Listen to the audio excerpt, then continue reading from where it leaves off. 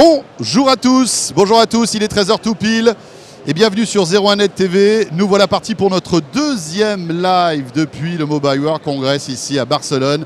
Nous sommes au cœur de la ville du smartphone et c'est un vrai régal que de vous retrouver donc tous les jours pendant une demi-heure pour débriefer toutes les nouveautés de ce Mobile World Congress édition 2015. Jérôme Colombin, bonjour. Bonjour François Sorel et bonjour à tous. Nous nous retrouvons sur le stand d'Orange qui nous accueille pour ces deux grands lives spéciaux.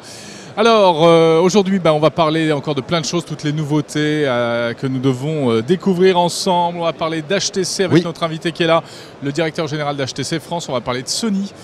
Et puis on retrouvera la rédaction de 01net.com, Christopher Siminelli et Stéphanie Molinier, qui sont allés faire leur marché dans les allées du Mobile World Congress de Barcelone. Avec un énorme scoop, les amis, en fin de live. Et franchement, là, on n'est pas en train de vous faire une espèce de cliffhanger à la... c'est du vrai. Non. Ça, c'est vraiment un gros scoop. Si, franchement, vous êtes un fan d'Android et d'Apple, il y aura quelque chose de très intéressant tout à l'heure. Voilà, vous pouvez nous regarder en live sur 01nettv.com et puis sur la Live TV d'Orange, sur tablette, sur PC, sur tout ce que vous voulez. Voilà, sur tout ce qui fonctionne avec un écran à peu près, on y est. Hein. Exactement. Comme nous sommes en direct. Oui, tu voulais pas... Excuse-moi, je t'ai coupé la parole. Mais non, tu allais le dire. Voilà.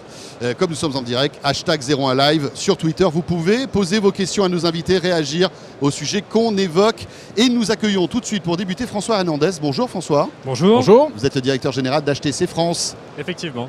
Voilà, HTC qui a annoncé pas mal de choses. Alors, on se réserve le gros morceau dans un instant, c'est ce masque de réalité virtuelle, Jérôme, que tu as testé. Je l'ai essayé. Voilà, on va vous en dire un petit peu plus tout à l'heure, même si une vidéo beaucoup plus complète vous attendra dès demain, dès 7h sur 01net TV. On va commencer quand même par le smartphone, voilà, le clou du spectacle, c'est le HTC One M9. Effectivement. Voilà, qui est présent sur le stand de HTC, il y en a partout. Il y en a partout. Donc pour ceux qui sont sur le salon, je vous invite à venir le voir. Pour les autres, on l'a ramené aujourd'hui. Alors je vais le prendre, comme ça on va le montrer là sur cette caméra, le HTC One M9. Première chose, le design superbe. Le design, on a poussé l'expérience design encore plus loin que ce qu'on avait fait par le passé sur les prédécesseurs. On est toujours sur un châssis en aluminium, mais cette fois-ci on s'approche de ce qu'on fait dans les domaines de la joaillerie ou de l'horlogerie de luxe, avec une finition dual sur un même bloc de métal. C'est-à-dire que l'arrière est en aluminium brossé, couleur argent, et sur les côtés, on retrouve une finition polie, couleur or. Donc véritablement un objet de luxe, et dont on retrouve est très, la ligne fier chez HTC. Du précédent modèle. On retrouve la ligne du précédent modèle et c'est fait à dessein. Les précédents modèles de la gamme ont été très primés, parmi les mobiles les plus primés sur le marché. Donc le design HTC est extrêmement bien perçu, extrêmement bien reconnu, ce qui fait qu'on a poussé l'évolution un cran plus loin, mais on n'avait pas d'intérêt à complètement bouleverser le design. On ne change pas une équipe qui gagne. Exactement. Ni un design qui marche. Exactement, c'est l'idée. Bon, avec un tarif élevé, on va y revenir dans un instant, mais bon, c'est un téléphone haut de gamme. Hein, c'est un téléphone haut de gamme qui combine tous les éléments d'innovation qui sont disponibles à l'heure actuelle. Rapidement, à l'intérieur, qu'est-ce qui renferme ce HTC One M9 ? Donc on a le dernier processeur Snapdragon, le 810, donc il y a le processeur le plus puissant du marché. On reste sur ce double haut-parleur en façade. Donc, très sympa pour regarder des vidéos. Hein, exactement, avec une expérience son qu'on appelle HTC Boom Sound, à laquelle on ajoute cette année le support du Dolby Surround. Donc avec un téléphone, on arrive à avoir une immersion complète comme en face d'un home cinéma à la maison. Appareil photo 20 mégapixels, 20 mégapixels à l'arrière. Donc vous arrêtez ce système que vous aviez pourtant poussé ces dernières années, l'ultra pixel à l'arrière, avec peu de pixels finalement, mais des gros pixels qui permettaient d'avoir une belle luminosité.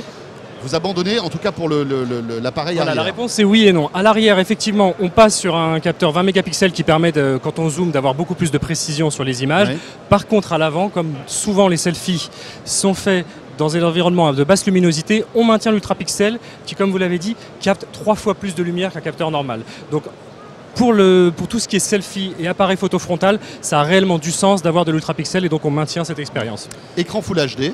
Écran Full HD, parfaitement. Alors que certains de vos concurrents dans le haut de gamme mis sur du Quad HD, vous restez sur du Full HD. Là, c'est un choix qu'on assume complètement. L'idée est la suivante. Tout d'abord, quand on passe sur des écrans 2K ou 4K, ça consomme énormément de batterie. Et très honnêtement, avec les technologies d'écran actuelles, on voit pas la différence on perçoit pas la différence à l'œil humain. Par contre, on enregistre des vidéos en 4K parce que là, quand on les projette sur un téléviseur, ça prend tout son sens de regarder en 4K. Avec un téléviseur 4K, bien sûr. Donc là, on a quelle autonomie ? En termes d'autonomie, on est en autonomie 3 jours si on fait une utilisation normale. Et quoi qu'il arrive, même si on fait une utilisation très intensive avec le GPS, etc., on tient largement la journée. On sent que le design est vraiment l'élément presque le plus important aujourd'hui. Hier, ici même, à la même heure, on parlait et on avait le Galaxy S6. Exact. Tout à l'heure, on parlera de Sony, etc. Le design, c'est vraiment l'atout majeur pour un smartphone aujourd'hui. Tout d'abord, c'est la clé d'entrée. En tout cas, pour les produits très haut de gamme comme ça. Effectivement. Tout d'abord, c'est la clé d'entrée. C'est ce qu'on voit en premier. Et puis après, ça reste un peu comme l'automobile, j'ai envie de dire, très statutaire. Les gens ont envie de pouvoir montrer leur smartphone, être fiers de smartphone et de la marque qui est sur ce smartphone. Donc de ce point de vue-là, c'est hyper important d'avoir un design très poussé dont les gens vont être fiers. Et donc c'est véritablement l'approche qu'on prend chez HTC. On a démarré tout au début d'HTC, ça fait vraiment partie de notre ADN de marque. Et donc on poursuit cette aventure. Très bien, donc ça c'est le HTC One M9 qui sera vendu à combien? À 749 €. 700, voilà, donc là on est sur vraiment du très haut de gamme. Ouais. Il y a de la place à votre avis aujourd'hui entre les Galaxy S6, les iPhones qui se vendent comme des petits pains?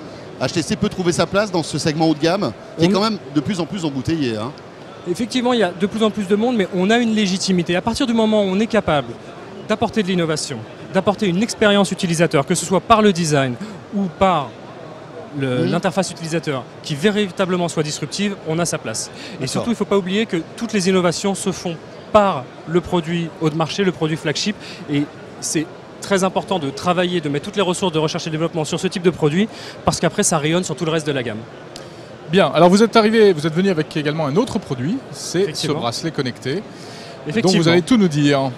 Donc on démarre un partenariat que l'on a annoncé lors du show à Las Vegas. C'est pas la taille définitive.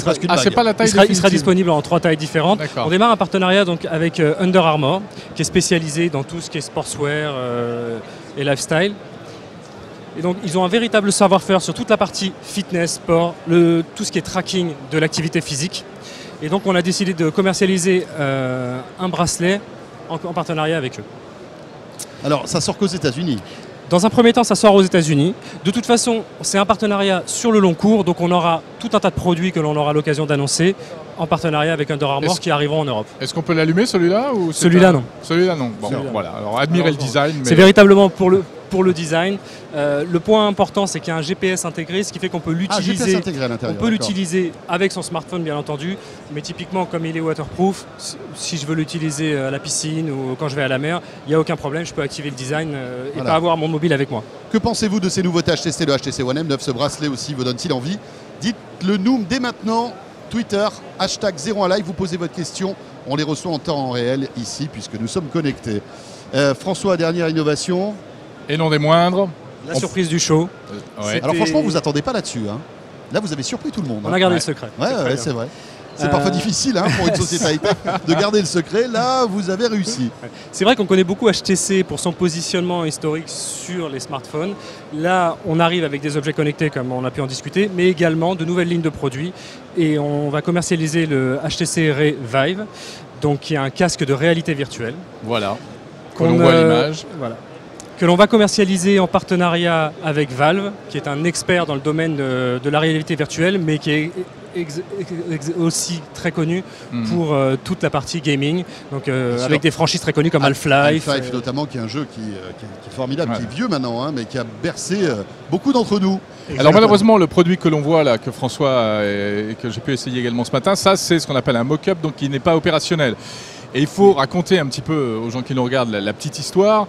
C'est que vous organisez des démonstrations du vrai produit, mais à très peu de personnes, qui sont destinées à très peu de personnes. Et j'ai eu la chance ce matin d'essayer de tester le vrai. Malheureusement, eh bien, je me suis engagé à ne rien vous dire jusqu'à demain matin. Non.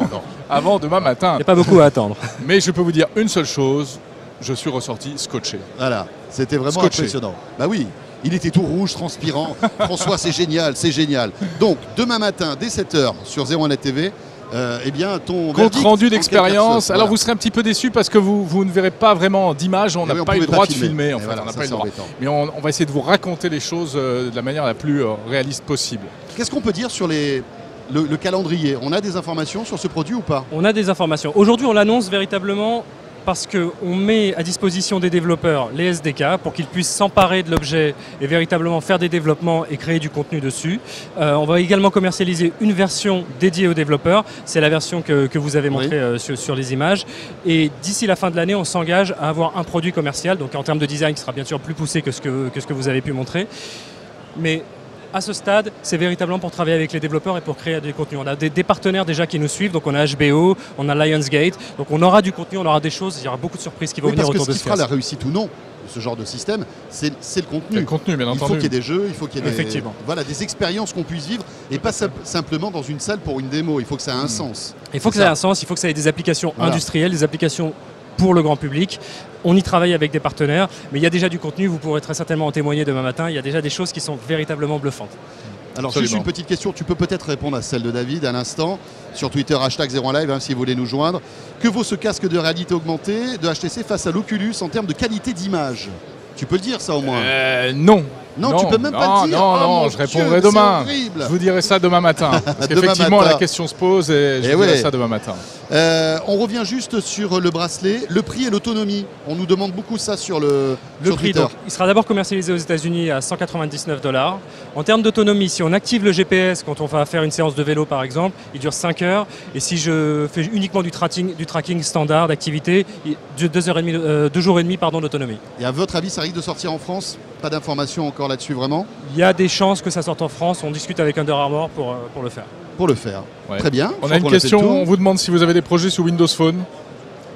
On travaille toujours avec Windows Phone, on a déjà eu l'occasion de le dire plusieurs fois. La question là, ça porte même sur le M9 à ce stade, on n'a pas d'annonce à faire sur des produits qui vont supporter l'OS Windows Phone, mais on travaille toujours, nos équipes R&D sont toujours très intégrées avec celles de Microsoft, donc ça reste un partenaire d'HTC. Pas de M9 Windows Phone à l'horizon. Rien à annoncer aujourd'hui en tout cas. Mais c'est vrai qu'on se rend compte que ça devient de plus en plus compliqué maintenant pour Microsoft parce que étant donné qu'ils ont racheté Nokia et qu'ils fabriquent eux-mêmes leurs téléphones, on a l'impression que les autres constructeurs, ils vont vraiment à reculons. C'est le cas de Samsung aussi, qui avait un téléphone Windows Phone et qui maintenant n'en fait plus. Voilà. Merci beaucoup François Merci Mendez, à vous. Directeur général d'HTC France. Voilà pour ces nouveautés. Très bien. Vous restez avec nous, on va s'intéresser maintenant aux nouveautés de Sony puisque nous recevons David Mignot, le DG de Sony France. C'est toujours sur 01net TV en direct. A tout de suite.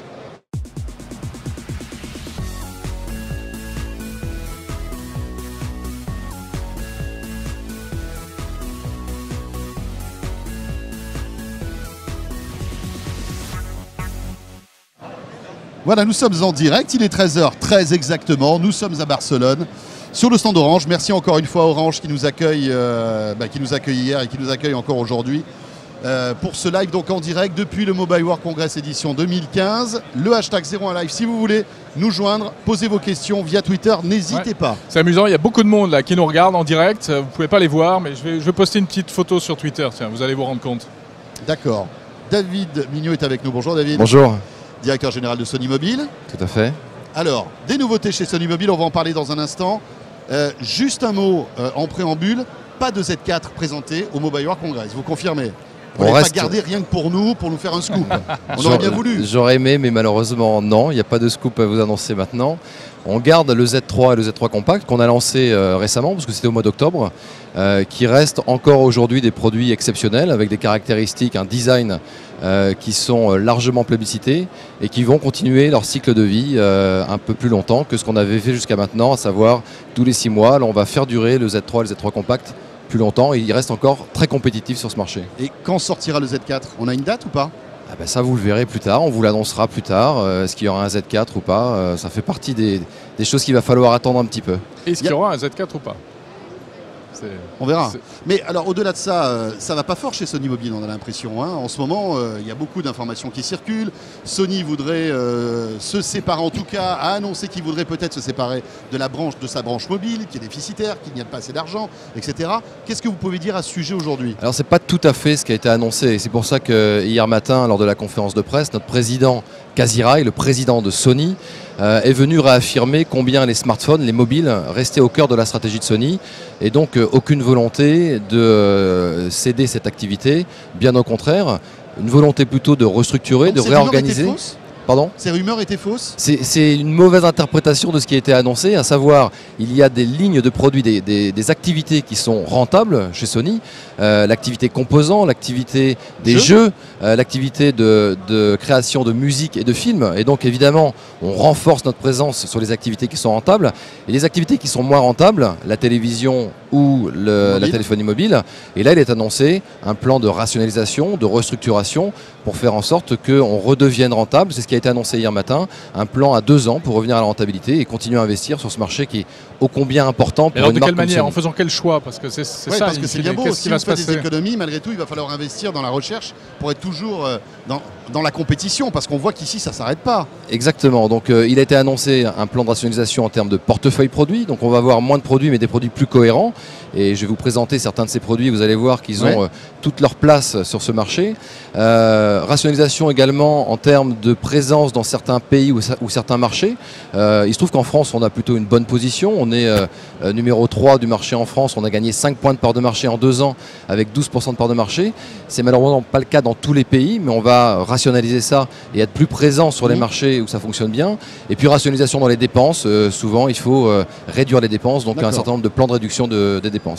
Bon, bien. Sony Mobile reste dans le giron de Sony, en tout cas. Évidemment. C'est ce que vous nous confirmez aujourd'hui. Complètement. Pour la branche télé, on a des infos ou pas, rapidement? Sur la branche télé, il y a aussi un line-up télé qui a été annoncé très récemment, notamment avec beaucoup de télé Android, ce qui fait qu'on devient un acteur très fort avec des smartphones Android, des tablettes Android, des télé Android, et un retour à l'équilibre sur cette activité, conformément à ce qu'on avait attendu, donc plutôt positif. Il y a beaucoup de questions sur Sony, on va y revenir dans un instant. David, je vous propose que vous nous présentiez, donc on va peut-être commencer par la Z4, mais attention, c'est pas le smartphone. C'est une tablette. C'est la tablette, nouvelle tablette Z4 qui a été annoncée là à l'occasion du Mobile World Congress. Tout à fait, alors on reste dans la lignée de notre savoir-faire en termes de tablette. Elle peut l'allumer ici, bien sûr. Voilà, hop.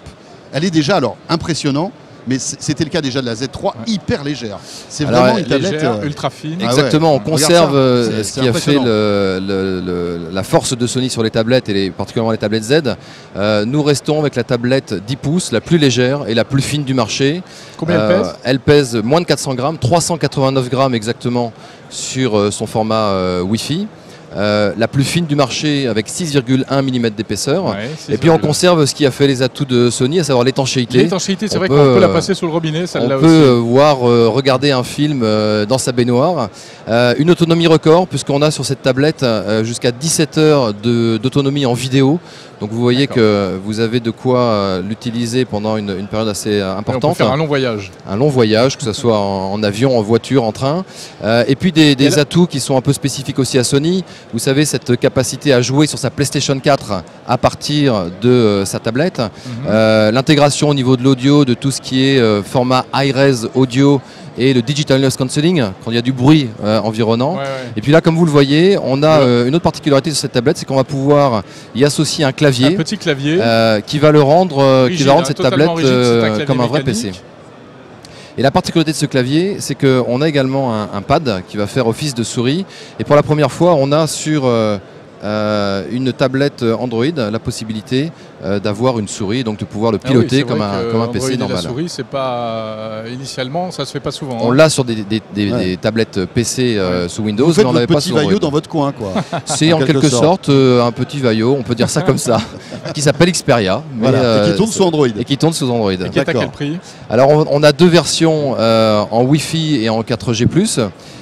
Les deux seront en 32 Go, 559 € sur la version Wi-Fi, 659 sur la version 4G+, et il faut compter 100 € de plus pour ce clavier qu'on va pouvoir associer à cette tablette, et une version blanche également sur la tablette. Ça sort quand? Ça sort au mois de juin. Au mois de juin. Alors, un smartphone a été annoncé, smartphone moyenne gamme, c'est ça? Smartphone milieu haut de gamme, c'est la subtilité. Moyen, c'est pas terrible. Milieu haut de gamme. Milieu haut de gamme, ça fait plus classe. Je me suis acheté un téléphone milieu haut de gamme. Alors je vais vous expliquer pourquoi il est milieu haut de gamme. Non, il est milieu haut de gamme parce que c'est un smartphone qui va être sur un marché qui est de plus en plus concurrencé avec des prix qui sont à la baisse, qui va proposer une excellente proposition. En termes de prix, de design et de caractéristiques. La première chose qui va certainement vous surprendre, c'est que c'est un produit qui est très bien fini, là encore dans la lignée des produits Sony, on reprend le design de notre série Z. On le voit bien là, hein, puisqu'on a fait des images tout à l'heure. Donc on retrouve le design de notre série Z, proche du design du Z3, sur un écran 5 pouces.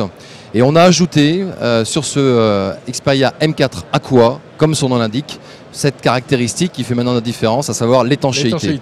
Un produit 4G évidemment, écran 5 pouces je l'ai dit, et qui sera proposé à 299 €.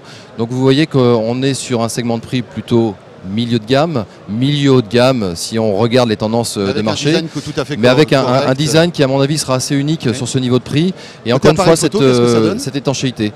13 mégapixels ici et 5 mégapixels en caméra frontale qui tourne sur un octa-core, donc vous voyez qu'une très très belle proposition sur un marché qui va se renforcer sur ces segments-là, et là encore où on considère que Sony a beaucoup de choses à apporter.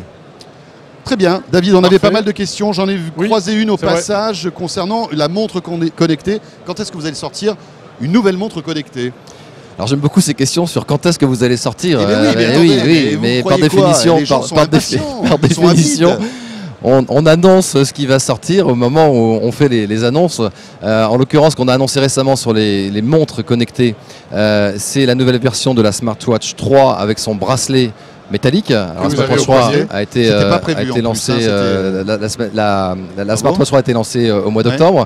De très bons résultats, j'en profite pour faire une parenthèse sur les résultats des ventes. Nous avons été numéro 1 des ventes en France au mois de décembre, d'après GfK. Numéro 1 sur les ventes connectées. Et entre octobre et décembre, la Smartwatch 2 a été numéro 1 des ventes et la Smartwatch 3 numéro 2 des ventes. Donc on est très satisfait. Je ne sais pas si ça va durer avec l'Apple Watch entre nous. Vous savez, c'est un marché sur lequel on est depuis 3 ans, sur lequel on a continué à innover. Évidemment que des concurrents viennent. C'est votre réponse à l'Apple Watch, celle-là, ou est-ce qu'il y a autre chose qui va sortir? Mais peut-être qu'il faudrait formuler les choses différemment. On est sur ce marché depuis 2 ans. On n'a pas répondu à un concurrent en initiant un marché. Donc on est ravis de voir qu'il y a d'autres concurrents qui viennent sur ce marché. Ça va certainement le dynamiser, surtout quand c'est une marque comme Apple. Maintenant, on a certains atouts. On a la 3e version de la montre. On a une autonomie qui s'améliore. On a intégré du GPS, de la mémoire dans cette smartwatch pour des choses toutes simples. Ce que nous ont dit les consommateurs, c'est quand ils courent, ils aimeraient bien ne pas emmener avec eux leur smartphone. Et quand on court, on veut suivre son parcours, on veut écouter de la musique. Là, avec cette smartwatch, on peut le faire très simplement. Elle est étanche, elle aussi, elle est NFC. Donc on a beaucoup d'atouts sur ce marché qui va être très concurrentiel. On a une question sur le M4. Quelle est l'autonomie? Oui, c'est Cheng Long qui nous la demande. Alors l'autonomie de nos produits est aussi une autonomie record. On retrouve 2 jours d'autonomie, ce qu'on avait sur les séries Z, ce qu'on a sur l'ensemble de nos smartphones Sony. À mon sens, à ma connaissance, c'est une autonomie record sur les smartphones sur le marché aujourd'hui. Très bien. Alors, vous avez 2 bras, comme beaucoup de gens. Et sur le Et du coup, vous avez 2 montres. Deuxième bras, vous avez un autre appareil qui, à mon avis, Sony. Je ne pense pas que vous ayez un bracelet d'une autre marque. Alors c'est effectivement un produit Sony. Alors là, on avait la montre connectée. Là, on est dans le domaine des bracelets connectés. Alors même si la frontière entre les deux est assez fine, mais en l'occurrence, la montre connectée, c'est le stade ultime. Donc là, on a. Si vous arrivez juste à le mettre comme ça, on a quelque chose. Ou alors vous me la donnez, voilà. je la montre à la caméra. C'est comme vous voulez. On peut faire ça comme ça. Voilà. Donc on avait déjà lancé un bracelet connecté. Celui-ci, c'est le Smartband Talk. Donc lui, il a un écran à la technologie Ink, donc il consomme peu. C'est un vrai celui-ci ou c'est un... Ça c'est un vrai. C'est un vrai. Donc là vous pouvez faire défiler voilà, par exemple, là vous allez voir mon activité du jour avec et c'est celui qui enregistre les souvenirs, etc. Alors on peut également enregistrer ces moments, les moments qu'on a enregistrés. Il faut quand même que tu expliques ce que c'est, parce que on peut bookmarker les meilleurs moments de sa vie. Exactement. Je le fais bien. C'est exactement ça. Là il y a un marketeur qui est passé par là, mon pote. Et puis le livre que j'ai lu, la musique que j'ai écoutée, c'était à tel endroit, tel jour, à telle heure. Et je m'en souviens. Je retrouve ça sur une timeline dans le cloud. Tout à fait. Et la particularité de ce bracelet connecté, c'est qu'il est reconnaissance vocale, il a un micro et un haut-parleur. Et vous allez pouvoir donc avoir une conversation téléphonique avec ce bracelet.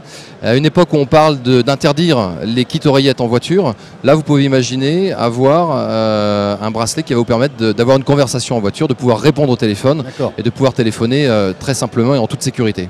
David Mignot, merci. Merci à vous. Bon vent à Sony Mobile. Merci, bonne journée. Et on attend avec impatience les prochaines annonces. Smartphone haut de gamme. qui ne devrait pas trop tarder. Merci beaucoup. À bientôt, au revoir. Vous restez avec nous. Dans un instant, on accueille Christopher Siminelli et Stéphanie Molinier du Labo 01net qui ont plein de choses à nous dire. Et Christopher a un scoop énorme, tout de suite.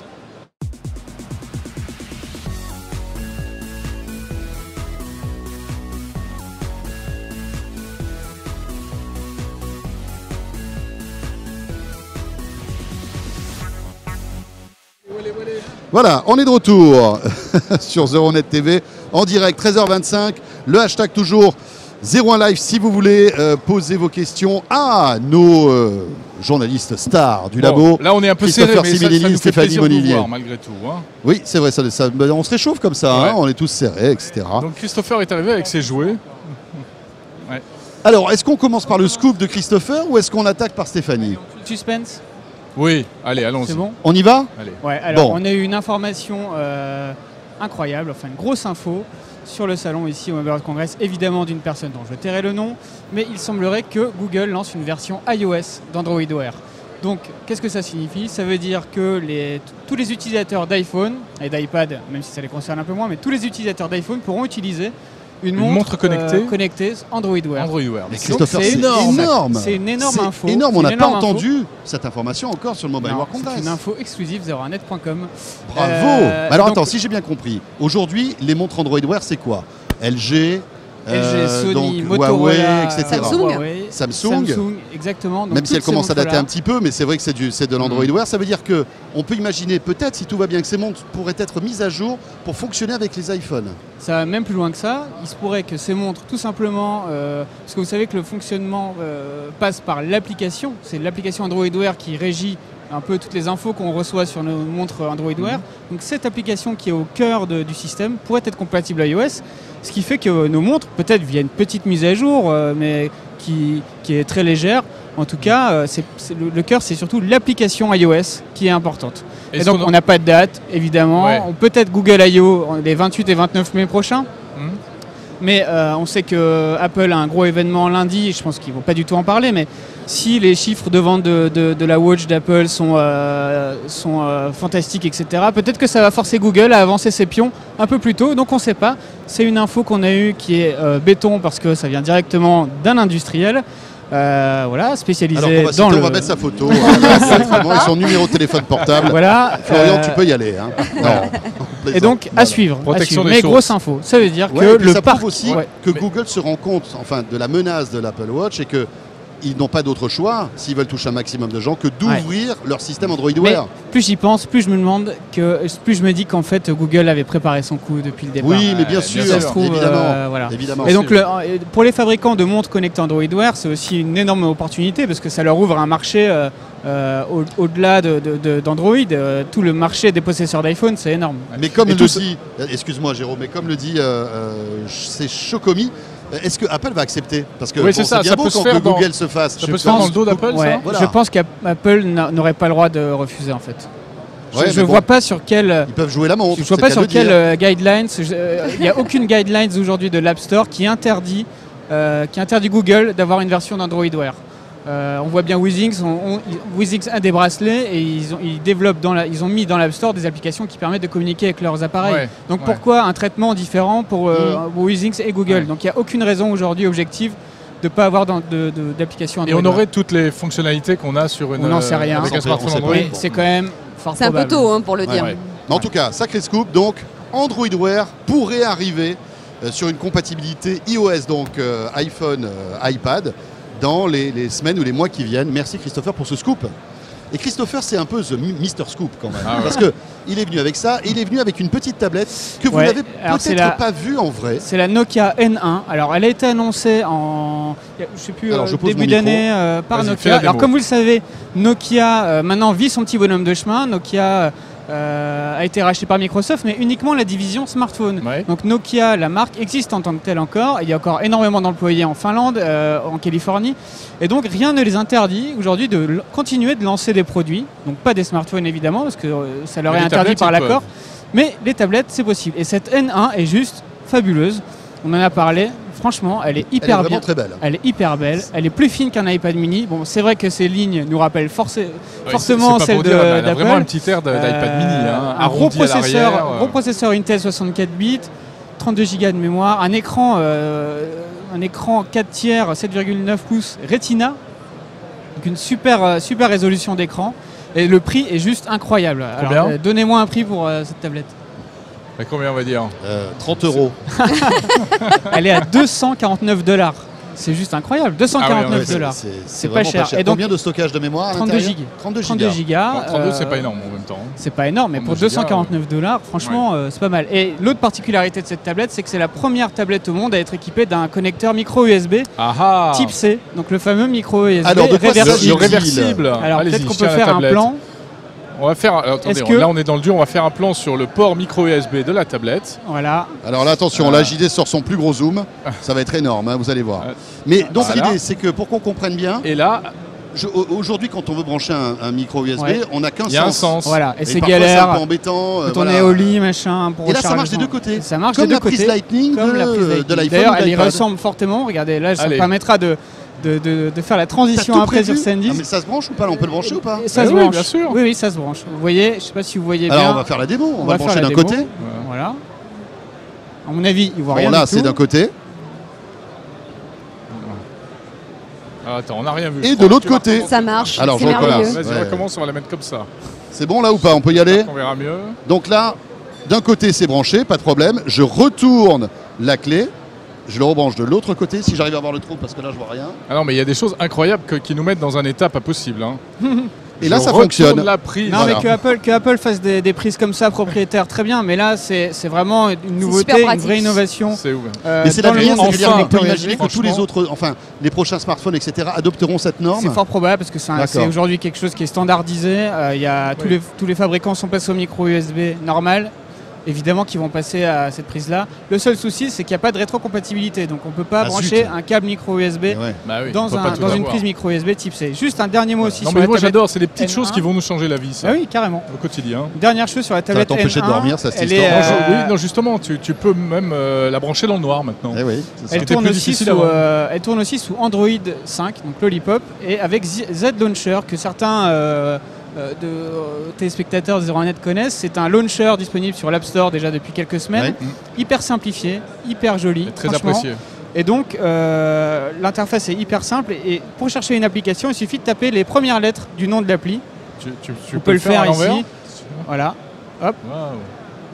Et on a toutes les applis Google avec un Pas G. mal. Et donc j'ai tapé GM et hop on a Gmail qui apparaît. On n'est plus obligé d'aller scroller si elle arrive chez nous, elle a un bel avenir cette petite tablette. Alors pour l'instant elle est disponible qu'en Chine, mais la présence de Nokia au Mobile World Congress de Barcelone nous en dit un peu plus sur l'ambition de la marque. Stratégie Nokia. On a une question de Génie 976 qui est une bonne question qui nous demande quand les autres constructeurs vont s'y mettre. C'est-à-dire, c'est vrai, quand est-ce que ça va se généraliser ce connecteur? Parce très bonne question. On en a marre d'attendre. Là, clairement, moi, c'est le premier appareil micro USB compatible avec ce système-là sur le le Mobile World donc ça me Congress. permet d'enchaîner SanDisk qu'on lançait sur le Mobile World Congress la toute première clé USB dual, c'est-à-dire USB normal d'un côté et type C de l'autre. Mais pareil, c'est la première clé USB type C dont on entend parler. Aujourd'hui, aucun smartphone USB type C n'a été annoncé, en tout cas au Mobile World Congress. Donc ça va arriver, voilà, lentement. D'accord. Bon. Lentement mais sûrement. Lentement mais sûrement. Christopher, merci. Allez, attends. Et juste, on enchaîne sur un truc on reste dans les toutes petites choses. Une toute petite chose minuscule, mais petits objets, mais incroyable. grandes nouvelles. Heureusement qu'on a acheté un zoom là, parce que je vous dis pas autrement, ça va pas été génial. Là-dedans, vous pouvez mettre 200 gigas de data. C'est juste 200 gigas dans ce petit truc. De ce petit truc-là. T'as essayé vraiment? Il y a toute ma vie dans cette clé. Non, mais elle est juste énorme. Il y a tous tes souvenirs, comme dirait Jérôme. Non, mais dites-vous que dans cette petite clé-là, il y a une capacité de stockage plus importante que dans la plupart des PC portables qui sortent aujourd'hui, avec des SSD. Oui, bien là, sûr. il y a 60 gigas de plus que le premier MacBook Air. Qui a que 128. Donc c'est génial, ça fait une extension possible. Ça fait une extension possible. C'est rapide. Et donc 90 mégabits seconde, c'est franchement c'est de la classe 10. Donc franchement ça fait partie des bonnes clés. Ça s'arrête pas. Là, on voit que grâce à la miniaturisation, on arrive à stocker encore plus. Ça doit coûter un bras en revanche. Alors, combien elle coûte? Alors 30 €. Oui, 600 €. Ah non, $400. 400 $. Ouais. 400 $, ce sera disponible. Oui, quand même, pour mettre toute sa vie. Ce sera disponible au mois d'avril. Voilà, on va faire. Il va la manger. Je pense. Non, je pense qu'il va sortir notre microscope que nous avons apporté. Voilà, et on va faire un plan plan plus sérieux. Donc des produits très sympas. Puis après, Sandisk a aussi présenté une autre carte SD pour les dashcams. Enfin, c'est un peu moins. Merci Christopher. Voilà. Merci Christopher, c'est voilà, super. Ça, c'était une belle moisson de produits. Hein. Stéphanie Molinier. Alors moi, je viens vous parler de deux constructeurs qui ont des produits plutôt sympas.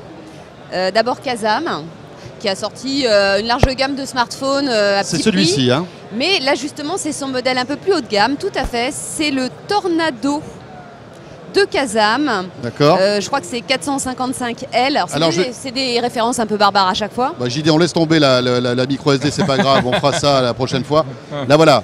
On a un autre smartphone en main, le Kazam, qui est assez sympa. Hein. Je ne sais pas si tu te souviens, il y avait eu le Tornado 348 qui faisait 5,1 mm d'épaisseur. Oui. Un petit smartphone qui nous avait vraiment bien plu, mais qui était 3G. Alors celui-ci, c'est son grand frère. Il a un écran de 5,5 pouces HD. D'accord. Et il fait 7,1 mm d'épaisseur, ce qui, pour une tablette, reste quand même très fin. Donc, plutôt, double SIM, je le vois. Et surtout 4G. Non, il est mono SIM. Ah ouais, tiens, parce que comme il y a deux emplacements. C'est micro SD pour étendre la mémoire. SIM d'un côté, micro la SD mémoire, de elle est l'autre. confortable, 16 Go, mais il y a quand même un lecteur de micro SD. Et la chose importante, donc, c'est que cet appareil, il est 4G cette fois-ci. Donc ça, c'est génial. Et une chose importante également, il a un dos en verre. Tiens, ça nous rappelle pour le quelque design, chose. ce qui rappelle et mieux encore. Il répond à la norme IP67. Il est étanche. Il est étanche. Il est étanche. D'accord. Très sympa. Pas pour aller plonger avec, hein, mais. Kazam est étanche, c'est pas le Galaxy S6. C'est dingue, hein. C'est incroyable. Ils ont tous deux un dos en verre. L'écran est garanti de ce téléphone, c'est la particularité de Tout à Kazam. fait, c'est la particularité de Kazam. Alors déjà, ils ont étendu la garantie sur demande. On peut passer à 3 ans au lieu de 2.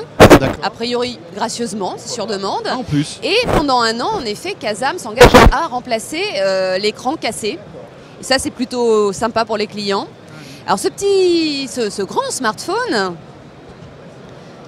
Ce grand smartphone sera disponible a priori dès la fin du mois d'avril à 329 €. 329 € pour du haut de gamme quand même. Oui, il y a un processeur Qualcomm dedans. Bon, c'est un milieu de gamme, c'est un beau milieu de gamme. Donc voilà. Très bien, on enchaîne avec Alcatel One Touch. Alors, sur Alcatel, c'était le lancement de la gamme Idol 3 et elle se décline en 2 formats. Donc on a un grand format, c'est sur le côté. Là. On a trop de matériel. Donc c'est l'Idol 3 5,5 pouces. Et on va faire un carton sur le bon coin en rentrant, là, les amis. Hein, moi, je vous le dis. Et pour ceux qui préfèrent, et je pense que c'est quand même souvent le cas, on a un écran 4,7 pouces. Donc ce sont les mêmes appareils. Il y a quelques petites différences. Le plus petit est un petit peu moins puissant. Il a un Snapdragon 410. Le plus grand a un Snapdragon 615, donc ça commence quand même à être un petit peu sérieux. Hein. Je pense qu'on va pouvoir jouer avec, par exemple. Et les deux appareils embarquent un capteur 13 mégapixels de conception Sony. Et puis là, comme sur le Kazam d'ailleurs, on a aussi un capteur Sony 13 mégapixels. Donc vraiment, l'accent est mis sur la photo, le multimédia, sur tous ces appareils. En selfie, on a du 5 mégapixels et la particularité de ces Alcatel, et c'est ça qui est vraiment elle va sympa, finir par l'effet waouh. L'effet waouh, alors c'est que en fait... Alors attention, pour l'effet waouh, il faut se préparer les amis. Voilà. Hein. Il dispose d'écrans réversibles. C'est-à-dire qu'en fait, on les tient dans un sens, on les tient dans l'autre. Alors attendez, il faut que tu fasses la démo, ce sera plus simple. Je prends le micro de Chris. Voilà, tu changes de micro, François. Moi, je fais ce que vous voulez, les amis. En revanche, j'aimerais bien qu'on fasse le point sur ce smartphone parce qu'on va faire une démo là incroyable, vous allez voir. C'est un truc de fou. Et on va voir si c'est pas l'effet démo. Est-ce que ça va fonctionner? Tenez-vous bien, attention. Non, mais c'est Koh-Lanta à côté, c'est la gnognotte, hein, je veux dire. Là, regardez. C'est énorme. Donc là, vous voyez, ce téléphone, je tiens dans ce sens-là. Je le retourne. Et là. Et là. Il change aussi de côté, alors vous vous dites, mais vous vous dites, ouais, c'est gadget. C'est gadget, ça sert à quoi? Mais il y a quelque chose quand même de particulier sur cet appareil. C'est pour les pilotes de chasse. Et non, c'est pas ça, c'est qu'il y a un micro et un haut-parleur de chaque côté de l'appareil. C'est-à-dire que quand son téléphone sonne, qu'il est au fond d'un sac à dos, au fond d'un sac à main, peu importe, besoin de faire attention. On prend le téléphone, on décroche. Et quel que soit le sens dans lequel on le prend, ça va, ça marche. Ça marche. C'est pas mal ça. C'est quand même pas mal. Oui. Alors là, c'est la petite cerise sur le gâteau. Moi, je les trouve pas très chers, ces appareils. Ils arrivent, je crois, vers le mois de mai-juin. Le modèle 4,7 pouces sera à 219 €. Ouais. C'est pas cher, franchement, c'est un très bon rapport qualité-prix. C'est très cher et c'est un très bel équipement. Et le grand format sera commercialisé à 279 €. Et tous ces modèles, que ce soit Kazam ou Alcatel, fonctionnent avec Lollipop. Ah non, pardon, les Alcatel avec Lollipop, Kazam avec KitKat, mais une mise à jour prévue très rapidement. Voilà, pardon. Elle est pas belle la vie. Donc quand même sympa sur ces petits milieux de gamme. Bon, finalement, tu vois, Jérôme, tu hésitais. Mais on a bien fait de venir à Barcelone. Mais oui, tiens, non, franchement, ça valait le coup. Je voudrais en profiter pour signaler une vidéo également que je vous invite à aller voir sur 01nettv.com. C'est notre ami Bruno Cormier qui est tombé en pamoison devant un smartphone qui s'appelle le Seigus V2. Voilà, dans la série On est des geeks et on en est fiers. Aime ça. Allez voir cette vidéo, Seigus SAYGUS V2. C'est une bombe atomique qu'il a dénichée, que personne connaît, et c'est assez étonnant. Voilà. Et je peux vous dire aussi que Bruno est en train de nous parler, nous préparer en fait une vidéo spéciale Babes de MWC, parce que c'est quand même l'une de ses spécialités. Il collectionne les photos des jolies hôtesses qui sont quand même nombreuses ici au Mobile World Congress, il faut quand même l'avouer. Et avant de conclure, je peux livrer moi aussi mon petit scoop. Mais bien sûr, Stéphanie. Et voilà. Kazam, en fait, je viens de l'apprendre vraiment juste avant de rentrer sur le plateau. Ils viennent de faire une annonce avec un nouveau Tornado qui est un peu plus petit que la phablette, 5,2 pouces. D'accord. Et qui fera 5,5 mm d'épaisseur. Ah oui, donc c'est nettement plus fin que ce qui se fait aujourd'hui. Je pense que ça va faire fureur. Voilà, bon, espérons qu'il ne se tord pas trop facilement. 5,5 mm d'épaisseur. C'est beaucoup. On aura l'occasion d'en reparler. Là, on bat des records en ce moment. Bon, ben voilà, je crois qu'on a fait le tour. Belle moisson, superbe, magnifique. Voilà, ce Mobile World Congress se poursuit sur 01net TV. Ce live se termine. Nous allons rentrer tranquillement à Paris. Sachez que malgré tout, énormément de reportages vont arriver dans les jours qui viennent pour vous faire vivre ce Mobile World Congress, Jérôme. Oui, on en reparlera également sans doute jeudi soir dans 01 Live Hebdo. On fera un petit bilan, un petit débriefing. Merci à toute l'équipe technique qui a réalisé ce live. Florian Beaufreton, Jean-David Duhart, Bérangère Le Pesqueur qui est en backup à Paris. Et puis on remercie toute l'équipe d'Orange et puis voilà, David Anglister aussi qui nous a bien aidé sur ce coup comme à chaque fois. Portez-vous bien, bon après-midi à vous toutes et à vous tous. Ce live en replay dans quelques minutes. Et on se retrouve très vite sur 01net TV. Salut à tous.